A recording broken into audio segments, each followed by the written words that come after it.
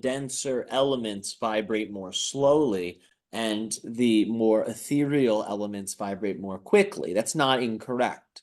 Air and fire do vibrate more quickly than water and earth. That's true. Yet, as you had mentioned, there are different levels to these elements. So on the terrestrial level, you have an expression of the five elements. But on the planetary level, the level of the solar system, you also have the five elements. On the stellar level, the five elements also exist because the five elements are the building blocks that are used in the generation of multiverses and subsequently the universes that make them up. So everything above that uses a different type of elemental system. The dimensions above the multiverse, these are the dimensions that created the five elements.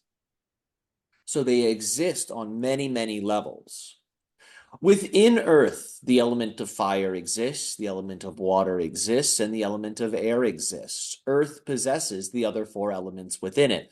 All of the other elements contain the elements within them. So within fire, there is a level of the fire that is earth. There is a level of the fire that is water. There is a level of the fire that is air.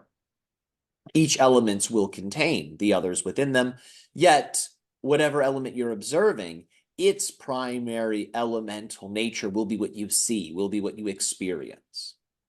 So when you interact with fire, usually you don't see its water element, but if the fire gets hot enough, it turns blue.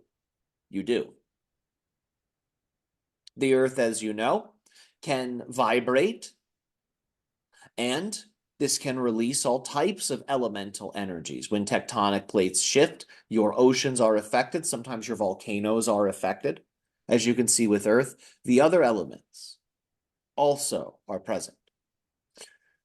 So usually the elements are trained level by level by level. First, an individual, a seeker, will train the elements on the level of the earth. They strengthen their relationship with the powers of the volcanoes, with the powers of the oceans, with the powers of the soil, with the powers of the clouds and atmospheres. They strengthen themselves. And once their earthy auric layers are integral and strengthened, then they move up to the elemental field that exists within the solar system realm and dimension. And then they build themselves up from here using the elements as they express on the planetary level. And then finally, they work their way up to the stars and they work with the higher elemental qualities. The stars have very refined elemental energies. They are cleaner, if you will. So these levels are explored one by one by one, each level building upon the previous one.